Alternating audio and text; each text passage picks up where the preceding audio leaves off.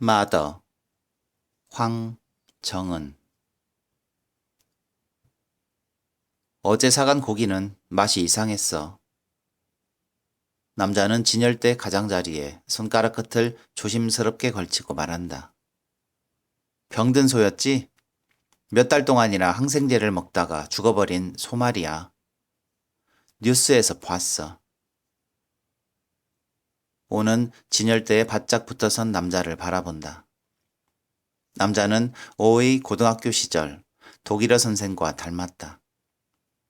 오는 그 선생에게 뺨을 얻어맞은 적이 있다. 수업 중에 볼펜을 시끄럽게 딸깍거렸다는 것이 이유였다. 독일어 선생은 오를 교탁 앞으로 불러내서 6차례 뺨을 때렸다. 특이한 모양으로 손가락을 구부려서 딱딱 소리가 나도록 때렸다. 한결 편안해진 얼굴로 오를 제자리로 돌려보내며 그는 흡족한 듯 웃고 있었다. 얇은 입술이 길쭉하게 벌어지고 뾰족한 송곳니가 드러났다. 오는 뺨 안쪽에서 배어나오는 피를 빨아먹었다. 학교를 졸업하고 저 남자를 우연히 만나면 입을 찢어버리자고 마음을 먹었다. 남자의 광대뼈는 그 독일어 선생의 것보다 튀어나와 보인다. 정수리쯤의 두상도 훨씬 좁고 높은 것 같다. 하지만 고교를 졸업한 지도 8년이나 흘렀으니까 세월 탓에 저런 얼굴로 변했을지도 모른다. 그 고등학교에 재직한 일이 있느냐고 물어봐야겠다. 그렇다고 대답을 한다면 이빨 틈에 나이프를 밀어넣고 볼 쪽으로 단숨에 나를 당겨 입을 찢는다. 지금? 지금. 오는 팔을 늘어뜨린 채 손바닥을 말았다 펴며 남자의 얼굴을 본다. 뭘 드릴까요? 현대정육도매센터의 또 다른 직원인 윤이 남자를 향해 말한다. 남자는 엄지손가락으로 진열대 유리를 꾹 누르며 돼지 갈비를 2군 달라고 말한다. 암퇴지와 수퇴지 중 어느 쪽을 원하느냐고 오는 묻는다. 남자는 투명한 다갈색 눈으로 오를 바라본다. 남자가 말한다. 무슨 차이가 있나? 암퇴지는 갈비뼈가 둥글고 수퇴지는 평평하다고 오는 대답한다. 아시다시피 오는 끈적거리는 손등으로 이마를 닦는다. 암퇴지는 뱃속에서 새끼를 키워야 하니까요. 남자는 잠깐 망설이다가 암퇴지를 달라고 말한다. 오는 고깃덩어리를 육절기 속에 밀어넣고 버튼을 누른다. 둥근 칼날이 부드럽게 회전을 시작하고 같은 간격으로 말끔히 잘린 갈비살이 밀려 나온다.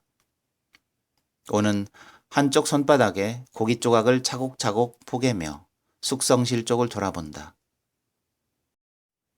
현대정육도매센터의 사장이 숙성실 불빛 속에서 오늘 들어온 소를 부위별로 나누고 있다. 손잡이에 노란색 고무밴드를 감은 스위스 나이프를 손에 쥐고 꼭 필요한 만큼만 팔꿈치와 손목을 움직여 우둔과 설도와 사태를 떼어내고 채골과 안심을 나눈다. 오는 인중에 배어나온 땀을 빨아먹는다. 이대로 도마를 밟고 진열대를 넘어 남자에게 달려든다면 사장이 저 나이프를 쥔 채 달려나올 것이다. 오는 다음에 라고 생각한다. 돼지 갈비가 든 비닐봉지를 진열대 너머로 건네며 다음에 라고 말한다. 남자는 오의 말을 알아듣지 못한다. 헬리콥터가 낮게 날아간다. 현대정육도매센터의 유리문이 와르르 흔들린다. 정육점 천장에 매달린 16인치 텔레비전의 화면에도 가느다란 노이즈가 떠오른다. 무선 마이크를 쥔 남자 사회자와 여자 사회자의 얼굴이 지그재그로 비틀린다. 오는 진열대에 가슴을 누르고 선 채 텔레비전을 바라본다. 오는 저 프로그래머의 오프닝송을 기억한다. 사춘기 때 저 프로그램의 주소로 엽서를 보낸 적이 있었다. 나를 낳은 여자는 코끼리와 오리가 그려진 종이 가방에 나를 담아 전철에 버렸습니다. 그 여자를 만나고 싶습니다. 어디로 가야 합니까? 몇 번이나 문장을 고쳐가며 정중하게 써서 보냈는데도 답장은 오지 않았다. 무엇이든 물어보세요가 답해주지 못할 문제를 안고 있다. 오는 노래 부르듯 중얼거린다. 짤깍짤깍 소리를 내며 시계바늘이 움직인다. 해체도 위로 늘어진 십자수 시계 속에서 얼굴이 흰 소년과 소녀는 매일 키스하고 키스한다. 검은 벌레 한 마리가 둔한 움직임으로 벽을 가로질러 돼지 해체도 밑으로 숨어든다. 만지는 사람이 없는데도 해체도 표면은 늘 불투명한 기름막으로 덮여 끈적거린다. 고깃점에서 흘러나온 묽은 피가 모노륨 바닥에 고여있다. 현대정육도매센터의 사장이 근육과 지방이 달라붙은 스위스 나이프를 행주에 닦으며 숙성실에서 나온다. 밥을 먹을 시간이 되었다고 말한다. 사장은 볶음밥을 먹고 또 다른 직원인 유는 울면을 먹는다. 오는 플라스틱 의자를 가게 밖으로 내어놓고 그 위에 앉아서 짜장면을 먹는다. 사장과 유는 벌써 오래전부터 오에게 안으로 들어와 밥을 먹으라는 말을 하지 않는다. 오는 플라스틱 그릇 속에 면을 휘젓는다. 날이 흐리다. 숨을 들이쉴 때마다 차갑고 매캐한 공기가 빨려 들어와 목을 자극한다. 플라스틱 그릇 속의 면은 금세 식는다. 오는 표면에 떠오르기 시작한 촛농 같은 기름 덩어리를 젓가락 끝으로 밀어내며 면을 건져 먹는다. 툭, 툭, 툭 하고 머릿속에서 끊임없이 소리가 울린다. 오는 자신의 심장 소리라고 생각한다. 그러나 간밤에 들은 마더의 심장 소리라는 것을 곧 깨닫는다. 트럭 한 대가 길 건너편의 비탈길을 내려와 도로 쪽으로 느릿느릿 머리를 들이밀고 있다. 은색 범퍼가 둔탁하게 반짝인다. 보도 위의 사람들이 걸음을 멈추고 트럭이 지나가길 기다린다. 오는 저기 어디쯤에서 마더를 주었다. 밤이었고 퇴근하는 길이었다. 보도에 주차된 흰색 세피아와 감색 엘란트라 사이에서 마더는 오를 향해 으르렁거렸다. 오른쪽 눈에 연필심만한 구멍이 뚫리고 그 구멍으로 해파리처럼 생긴 신경 조직들이 밀려나와 있었다. 많은 액수의 수술비와 2달간의 진료비가 계좌에서 빠져나갔다. 오는 아깝다는 생각을 하지 않았다. 특별히 돈이 들어갈 만한 취미를 가진 것도 아니고 연애도 하지 않는다. 월급을 많이 받는 것은 아니지만 돈은 늘 남는다. 오는 길에서 주운 개에게 마더라는 이름을 붙여주었다. 마더는 요즘 몸을 잘 움직이지 않는다. 한쪽만 남은 눈으로 물끄러미 사람을 바라본다. 마더의 눈을 치료한 의사는 마더의 나이가 꽤 많다고 말했다. 하지만 아직은 괜찮다. 오는 면을 다 골라먹은 짜장 그릇을 무릎 위에 올려놓고 손등으로 입술을 닦는다. 오렌지색 하프코트를 입은 여자가 구두굽으로 딱딱 보도를 찍으며 오의 앞을 지나간다. 나를 낳은 여자도 저런 구두를 한 켤레쯤 가지고 있을 것이다. 오는 여자의 구두를 바라본다. 길쭉한 새의 그림자가 어의 운동화 위로 휙 지나간다. 오는 고개를 들어 위를 바라본다. 새는 없고 어디서 떨어졌는지 알 수 없는 물방울이 어의 이마에서 탁 터진다. 인사를 하는 일도 안부를 묻는 일도 없다. 나이도 묻지 않고 이름은 더구나 묻지 않는다. 죽음을 생각하는 이유에 대한 리포트를 제출받아 회원을 선발한다. 그러나 평가가 까다로워 근래에 새롭게 들어온 회원은 없다. 오를 포함한 4명의 회원은 모두 티파니로 불린다. 일주일에 한 번 온라인에서 만나 투표를 한다. 당신은 살고 싶은가? 답은 yes, no로 선택된다. 한 사람이라도 yes를 선택한 순간에 접속은 끊어진다. 오프라인 모임은 단 한 번. 언젠가 죽음이 결정되는 날에 열릴 것이다. 드릴로 머리를 뚫어 죽은 사람도 있다고 티파니가 말한다. 가장 추한 자살은 창자를 쏟아놓고 죽은 것이라고 티파니가 말한다. 그 냄새를 생각해봐. 자살은 필연이자 권리라고 티파니가 말한다. 사람이 생각을 할 줄 아는 생물이라는 것이 무엇보다도 확실한 증거다. 단지 살아가는 것만이 목적이라면 생각은 왜 필요한가? 사람은 분명 살아가지만 자신의 살아가는 모습에 대해 생각하고 평가하며 최종 형태를 결정할 수 있는 권리를 지녔다. 생각이 그러한 권리의 명백한 증거다. 오는 모니터에 떠오르는 티파니의 말을 들여다본다. 마침표 부분에 번진 지문 자국을 손가락으로 닦아낸다. 마더가 다가와 오의 발가락에 축축한 코를 댄다. 오는 가볍게 몸을 떤다. 마더는 오의 발등을 베고 눕는다. 그리고 이따금씩 기침을 한다. 이웃집과 맞붙은 벽 쪽에서 음악 소리가 들려온다. 누군가의 목소리가 전자기타와 드럼의 뭉툭한 소음에 짓눌린 채 들려온다. 티파니는 다양한 자살법과 자살을 해야 하는 개인적 이력에 대해 말했지만 왜 함께 죽을 사람이 필요한가에 대해서는 말하지 않는다. 비참한 모습으로 혼자 죽는 것을 견딜 수가 없는 거라고 오는 생각한다. 다시 말해 자신처럼. 혼자는 불안하고 억울하다. 비겁한 일이 흔히 그렇듯이 공범이 있으면 안심이 된다. 그러니까 자신처럼.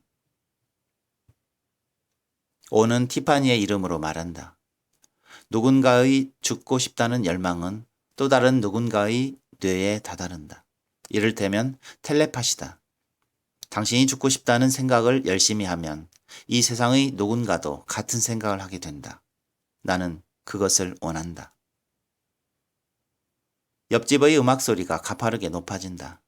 누군가 거친 발걸음으로 복도를 지나 옆집 문을 두드린다. 쿵쿵쿵. 마더가 머리를 들고 으르렁거린다. 물이다. 곧바로 기침이 터진다. 등이 둥글게 말리고 내 다리가 가슴 쪽에 바짝 붙는다. 오는 책상 밑으로 팔을 뻗어 단단하게 굳은 마더의 목을 문지른다. 객객. 거친 숨을 몰아쉬며 마더는 몸을 늘어뜨린다. 모니터 속 티파니의 방에 오랫동안 침묵이 흐른다. 투표가 시작된다. No, no가 떠오르고 망설이듯 간격을 두고 yes가 떠오른다. 접속이 끊긴다. 티파니들은 당분간 더 살아간다. 오는 책상 서랍을 당겨 양고기가 든 캔을 꺼낸다. 뚜껑을 잡아뜯고 먹기 좋도록 손가락으로 헤집어서 바닥에 내린다. 코앞에 먹이가 놓였는데도 마더는 까만 눈으로 오를 바라볼 뿐 머리를 들지도 않는다.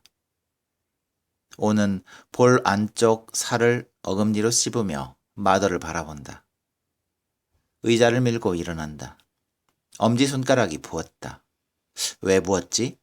생각하며 욕실로 들어간다. 변기에 앉아 시간을 들여 조금씩 배변한다.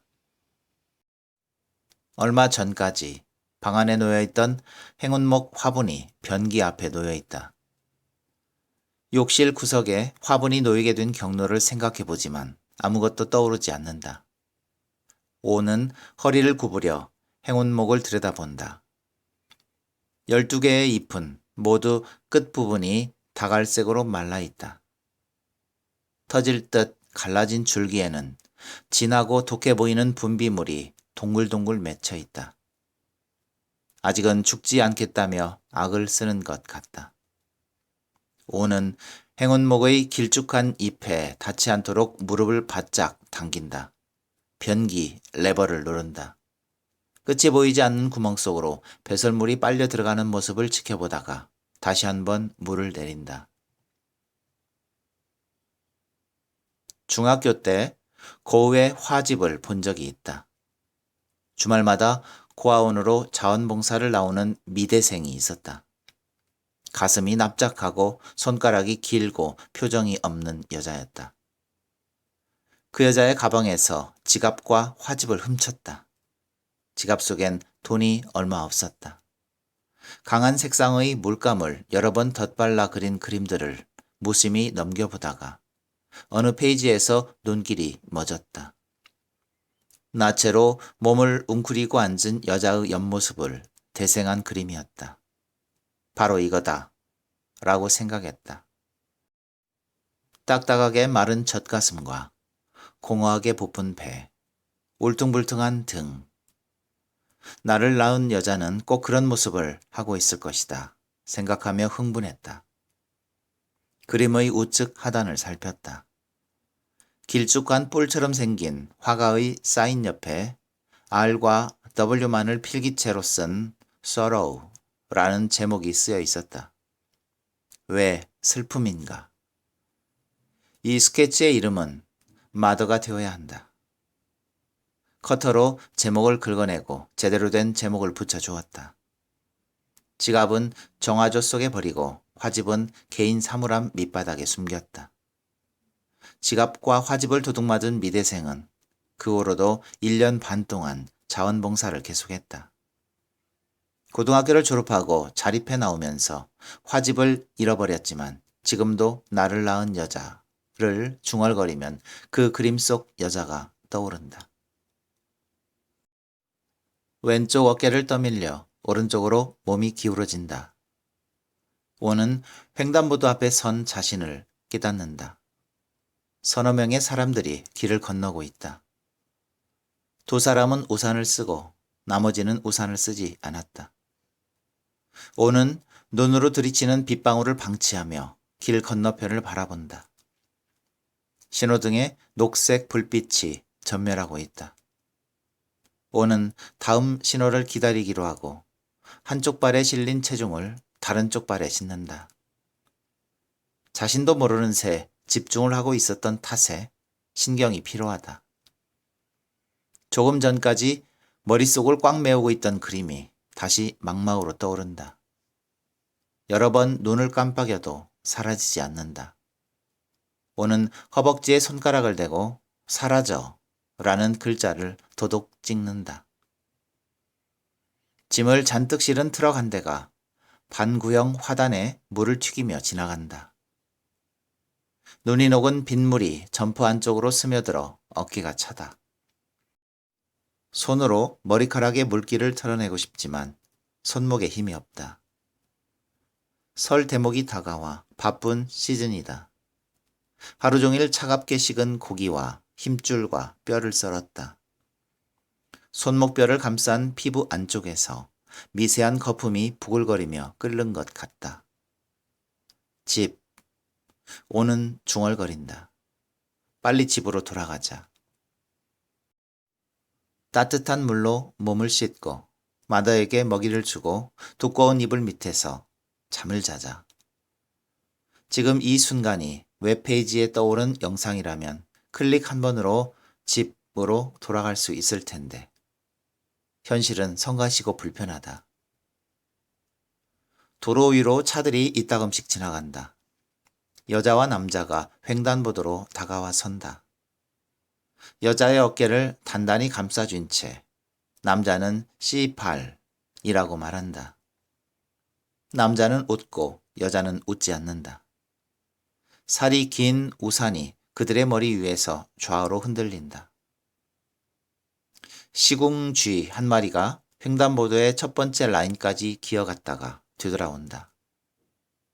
두꺼운 천 조각으로 머리를 감싼 노파가 빌딩 그림자 속에 앉아있다. 얼굴이 따가워. 오는 노파의 날카로운 목소리를 듣는다. 노파가 그림자 속에서 걸어나와 젖은 도로변에 걸터 앉는다. 종이박스에 붙은 테이프를 쭉쭉 떼어내기 시작한다. 몸이 젖으면 병에 걸리기 쉽다. 이런 날씨에 거리에서 병에 걸리면 죽는다. 저 노파의 균형 감각은 고장이 나버렸다. 생각하며 오는 노파를 바라본다. 노파의 가족은 어디에 있나? 노파의 마더는 어디에 있나? 연고자가 없는 사람의 시체는 어떻게 처리가 되나? 오는 날이 밝는 대로 그것을 알아봐야겠다고 생각하며 눈을 비빈다. 뭘 알아본다고? 오는 중얼거린다. 이것과 그것, 그것과 저것을. 신호가 바뀐다. 오는 천천히 길을 건넌다. 오는 현관 문고리를 잡고 서서 빈집을 들여다본다. 거대한 생물의 숨소리가 잿빛으로 가라앉은 집을 흔들고 있다. 어둠 속에서 마더가 꼬리를 젓는다. 오는 그 헉헉 하는 소리가 냉장고 쪽에서 들려온다는 것을 깨닫는다. 운동화를 신은 채 안으로 들어가 냉장고의 전원 코드를 뽑는다. 냉장고에 어깨를 기대고 물을 먹어 몇 배나 무거워진 운동화를 벗는다. 양말도 바짓단도 흠뻑 젖었다. 허리를 구부려 양말을 몇 번 잡아당기다가 포기한다. 젖은 양말을 질질 끌며 방으로 들어간다. 머리카락과 어깨에서 냄새가 난다. 씻어야 한다는 생각보다 자야겠다는 욕구가 강해 그대로 침대까지 비틀거리며 걸어간다. 다리를 가슴 쪽으로 끌어당겨 간신히 양말을 벗고 눈을 감는다. 톡, 톡, 톡, 톡.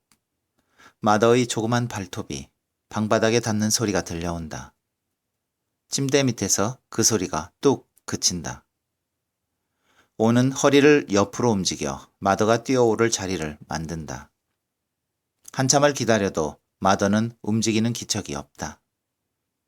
오는 침대 밖으로 팔을 내밀어 어두운 방바닥을 더듬는다. 마더의 따뜻한 머리에 손가락이 닿는다. 가슴 밑으로 손을 넣고 들어 올린다. 마더는 조금 으르렁거리다가 잠잠해진다. 옆구리 근처에 내려놓자 바로 몸을 말고 눕는다. 오는 마더의 따뜻한 털 속에 손가락을 박는다. 의식이 천천히 가라앉는다. 오는 온몸의 마디를 나른하게 늘어뜨린다. 마더의 기침 소리가 들려와 2번 눈을 뜨려고 해보았지만 눈꺼풀이 무거워 포기한다. 한 발 한 발 계단을 내려가듯 천천히 잠속으로 떨어진다. 오의 리포트. 원장 어머니 사무실에는 낡고 큰 철제 책상이 있었다. 책상 왼편으로 서랍이 3개 있었다. 맨 윗 서랍엔 자물쇠가 달려 있었지만 그 서랍이 잠겨 있는 날은 별로 없었다. 공식적으로는 볼 수 없지만 비공식적으로는 볼 수 있는 서류가 그 안에 들어 있었다. A는 마곡동 유림마켓 앞 전봇대 밑에 버려졌다. B는 개포동 현진상가 건물 3층에 버려졌다.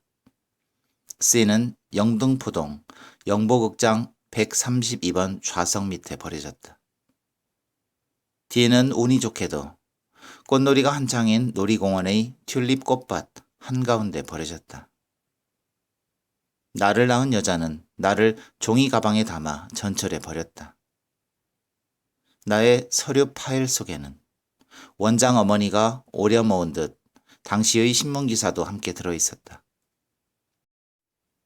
나는 팔과 다리를 잔뜩 움츠린 갓난아기의 사진을 들여다보았다. 한쪽 뺨과 가슴, 허벅지 피부에 신문의 활자체가 멍처럼 박혀 있었다. 팔과 다리가 너무 짤막했다. 부어오른 눈은 가느다란 선으로만 보였다. 성인으로 자라날 수 있는 생물이라는 것이 믿어지지가 않았다. 갓난아기가 담겨 있었다는 종이 가방도 사진 속에 있었다. 코끼리와 오리가 조악한 선으로 그려진 종이 가방 겉면은 알 수 없는 액체가 묻었다 마른 자국으로 얼룩덜룩했다. 화가 나지도 슬프지도 비참하지도 않았다. 나는 기사를 본래대로 반듯하게 접어 내 서류 파일 속에 끼워 넣었다. A는 얼굴이 길고 피부색이 좋지 않았다. A는 16살 때 미쳤다. 처음에 A는 몸을 앞뒤로 흔들기 시작했다. 수업 중에 천천히 몸을 앞뒤로 흔들기 시작해서 점점 넓은 폭으로 몸을 움직였다. 선생이 말려도 소용없었다. 고아원의 어머니들은 A가 남달리 예민했기 때문에 미쳤다고 말했다. 나도 동감했다. 보람의 집 아이들은 모두 보람의 집이라는 로고가 찍힌 곤색 가방을 메고 등교했다. A는 언제나 그런 문제에 예민했다. 아래를 봐주기 바란다. 컴퓨터의 하드디스크는 수많은 바이트가 모인 섹터로 구성되고 그 섹터가 모여 동심원 모양의 트랙이 된다. 이 트랙에 정보가 저장된다. LP 레코드판이나 마라톤 트랙을 생각해보라. 트랙의 어느 부분에 물리적인 손상이 발생하는 경우 그 구간을 배드 섹터라고 부른다. 배드 섹터가 생겨나면 하드디스크 내의 정보는 잘못된 트랙에서 공회전을 하게 된다. 시간이 지날수록 엉켜서 결국 그 하드디스크는 복구가 불가능하게 된다. 우연히 이것을 발견한 후에 나는 끊임없이 이것에 관해 생각했다. 이것은 가장 은밀한 형태의 암호다. 나쁜 기억을 품은 사람은 언젠가는 자멸한다고 이 암호는 말하고 있다. 배드 섹터를 품은 하드디스크처럼 공회전을 거듭하다가 망가지고 마는 거다.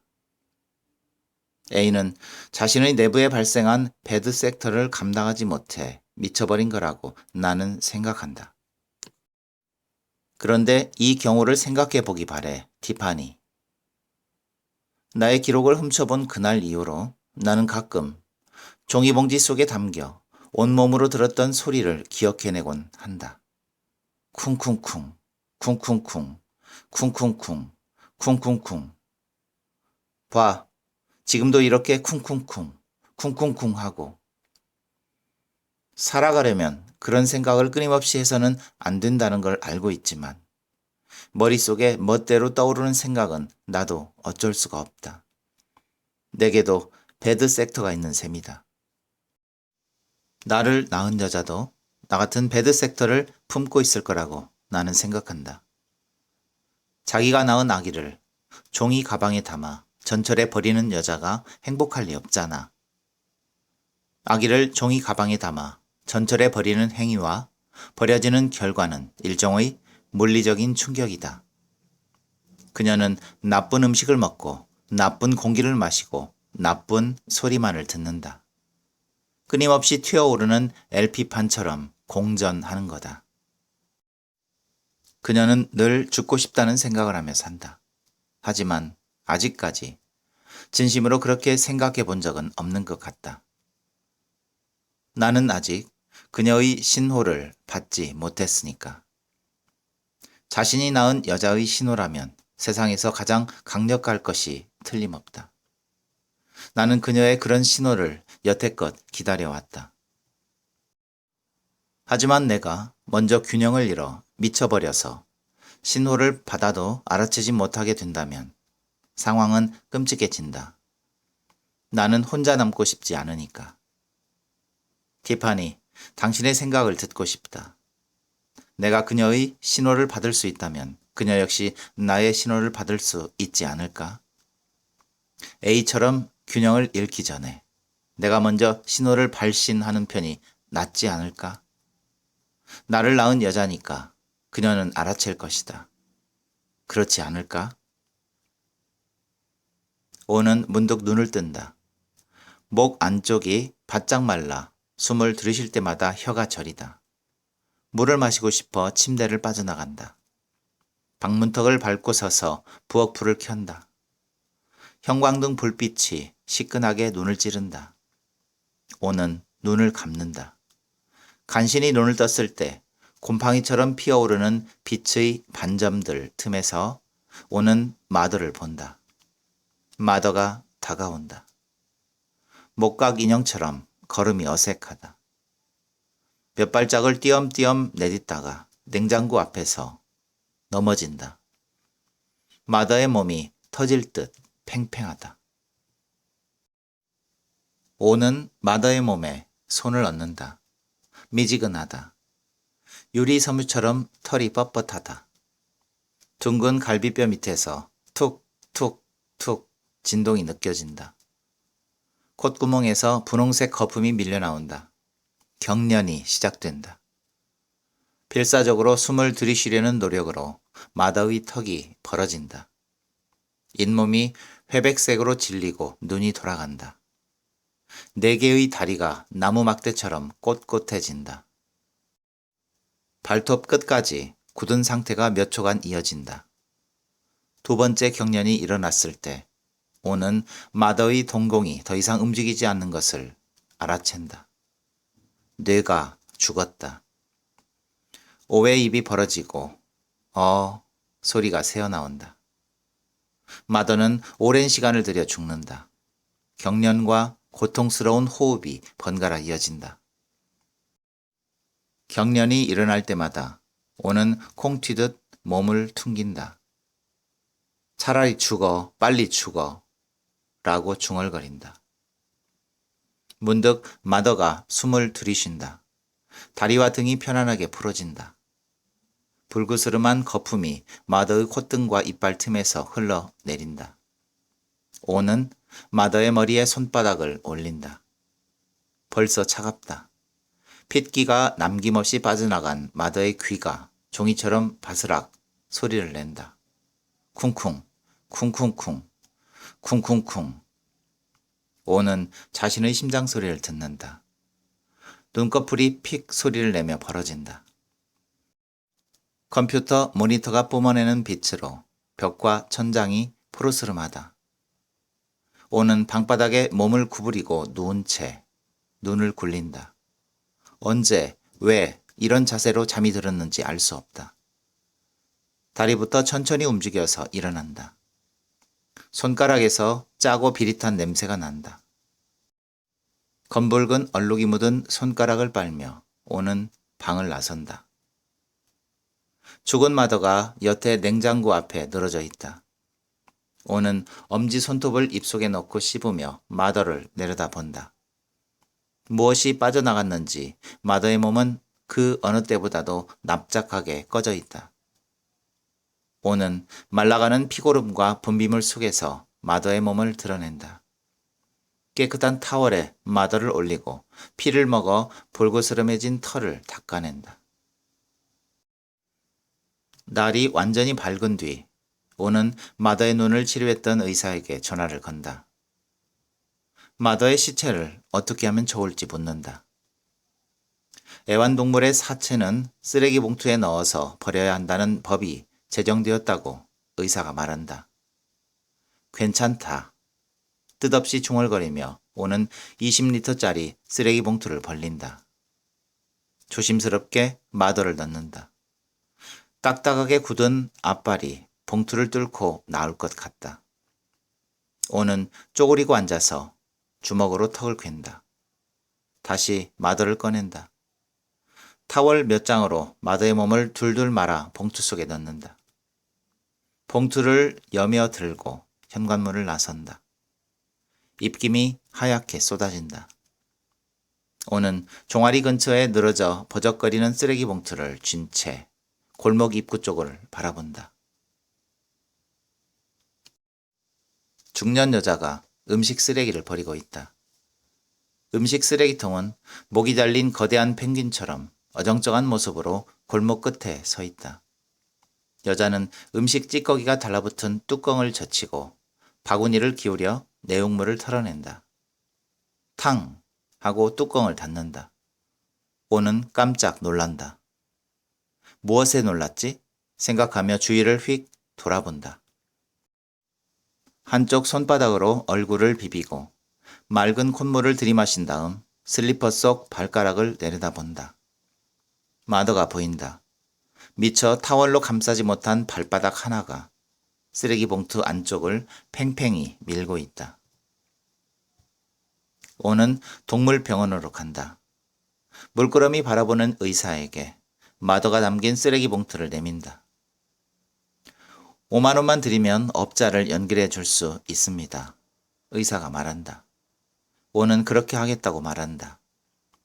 의사는 마더의 심장이 문제라고 말한다. 비대하게 부풀어 오른 심장이 폐를 짓눌러 터뜨렸다. 훌륭한 의료 장비가 있었더라도 노안이기 때문에 살릴 수 없었을 것이라고 말한다. 오는 무릎 위에 마더를 올려놓은 채 병원 구석에 놓인 의자에 앉는다. 동물 사체 처리업자를 기다린다. 동물 사체 처리업자는 청치마에 연두색 재킷을 받쳐 입은 차림으로 나타난다. 가죽 구두 속에 파란 털 양말을 신었다. 동물 사체 처리업자가 오를 바라보며 손톱 밑의 때를 긁어내는 동안 의사는 특별한 재질의 종이로 마더의 몸을 포장한다. 동물 사체 처리업자가 말한다. 애완동물은 언제든 죽게 되어 있어요. 오래 기억하면 자기만 손해죠. 의사가 연두색 종이로 포장한 꾸러미를 들고 나와 동물 사체 처리업자에게 건넨다. 붉은색 종이꽃이 노끈으로 묶여 있다. 마지막으로 한번 만져보겠느냐고 의사가 묻는다. 오는 종이로 만들어진 꽃잎을 조금 만지다가 놓아준다. 동물 사체 처리업자는 한 손에 마더가 든 꾸러미를 들고 다른 손으로는 기타 폐기물이 든 쓰레기 봉투를 질질 끌며 문턱을 나선다. 마더와 쓰레기 봉투를 트렁크에 싣고 떠난다. 의사가 이제는 그만 가보라는 말을 한다. 오는 그렇게 한다. 집으로 돌아와 냉장고 앞에 고인 마더의 분비물과 체액을 닦아낸다. 정육점에 나가지 않았다. 전화벨이 끊임없이 울린다. 현대 정육 도매센터의 사장은 화가 많이 났을 것이다. 또 다른 직원인 유는 골절기나 육절기를 제대로 다루지 못한다. 사장은 나이프를 휘두르며 오를 자르겠다고 소리 지르고 있을 것이다. 독일어 선생과 닮은 그 남자에게 자신의 고등학교에 재직한 일이 있느냐 물어볼 수 없게 되었다. 포장김치를 뜯어 밥상에 놓는다. 밥을 먹으며 귀를 기울인다. 등 뒤로 팔을 뻗으며 마더의 동그랗고 따뜻한 머리에 손가락이 스칠 것 같다. 오는 리모컨을 끌어당겨 텔레비전을 켠다. 채널도 확인하지 않고 볼륨을 높인다. 대구의 타이어 공장에 불이 났다. 수십억 원의 재산 피해가 있을 것으로 예상된다. 물가가 크게 상승했다. 장바구니를 든 아주머니는 올해 설이 두렵다. 중국의 한 광산이 폭발해 160여 명이 매몰됐다. 추가로 붕괴될 가능성이 있어 구출 작업이 더디게 진행되고 있다. 내일은 맑겠지만 바람이 불어 춥겠다. 오는 천천히 밥을 씹으며 몸을 기울인다. 묵직한 납덩어리가 목을 타고 등으로 흘러내리는 것 같다. 등뼈가 무겁다. 숟가락을 쥔 채로 누워버린다. 기계적으로 턱을 움직여 밥을 씹는다. 그날 밤 티파니의 방이 열린다. 오늘 피아노를 구입했다고 티파니가 말한다. 피아노는 뭐에 쓰려고 어차피 죽을 거면서 티파니가 빈정댄다. 어차피 죽을 거니까. 티파니가 대답한다. 투표가 시작된다. 당신은 살고 싶은가? 두 번째 답변이 올라오는 순간 접속은 끊어진다. 오는 피식 웃는다. 누군가는 반드시 예스라고 대답한다. 내심 나머지 회원들도 바라는 것은 아닌가. 자신 말고 누군가 아직은 살고 싶다 라고 말해주길. 그리하여 얼마간의 시간을 또다시 어차피 죽을 것이라는 여유로 살아갈 수 있도록. 세면대의 곡면을 타고 흐른 물이 자꾸 어디론가 사라진다. 마더에게 물을 주지 않았다고 생각했다가 오는 웃는다. 손바닥에 물을 받아 얼굴을 문지르고 조금 마신다. 녹물이 나는 물이 탄산처럼 목을 자극하며 몸속으로 빨려 들어간다. 앞머리가 따끔하게 눈을 찌른다. 오는 욕실 수납장 앞으로 다가간다. 두 번째 수납칸을 더듬어 가위를 찾아낸다. 마더를 씻기고 귀나 머리털을 정리해 줄 때 사용하던 가위다.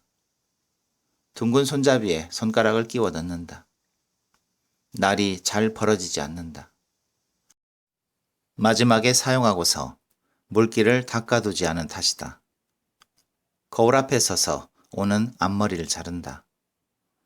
거울 속 충혈된 두 눈이 오의 눈을 뚫어져라 들여다본다. 눈썹뼈에 수평으로 날을 맞추고 사각사각 머리카락을 잘라나간다. 거짓말 같다. 얇은 피부에 닿는 가윗날의 선뜩한 감촉이. 모두 거짓 같다. 티파니의 방, 마더의 기침소리, A의 초점 잃은 눈, 오래된 기사 속 잔뜩 찡그린 갓난아기의 얼굴. 마마 라고 오는 말한다. 당신은 당신의 삶 어느 것이 거짓 같아 나를 잃었는가. 손가락에 가위를 끼운 채 오는 변기에 앉는다. 바싹 마른 행운목 잎이 오의 무릎을 스친다. 오는 숨을 죽인다. 행운목의 윤곽이 흐릿하게 사라진다. 꿈인가? 얼굴이 흰 소년과 소녀가 행운목이 있던 자리에 앉아 오를 바라본다. 둘 다 깨끗한 옷을 입었다. 소녀는 좀 이상해 보인다. 네, 얘는 좀 이상해요. 소녀가 말한다. 이렇게 얼굴이 말랑말랑 하잖아요. 이런 걸 본 적이 있어요? 소녀는 집게 손가락으로 소년의 얼굴을 꾹꾹 누른다. 소년의 얼굴이 부드러운 고무 인형처럼 눌려 들어간다. 소년이 웃는다. 병든 원숭이 같은 얼굴이라고 오는 생각한다. 짓무른 눈은 동공을 분간하기 힘들고 작은 콧구멍은 톱밥 같은 물질로 꽉 막혀 있다. 오는 소년의 얼굴을 바라보고 싶지 않다. 눈을 돌리려 하지만 그럴 수가 없다. 소년의 얼굴을 향해 시선이 빨려든다. 끝내 그 얼굴 속으로 들어간다. 소년의 얼굴 속에서 오는 눈 언저리의 살을 찌르는 뾰족한 손가락을 느끼고 비명을 지른다. 세면대 위로 물방울이 떨어지고 행운목 잎이 버석거린다. 오는 조그맣게 속삭이는 목소리를 들은 듯하다. 이렇게 하는 거야. 당신도 하나도 아프지 않아.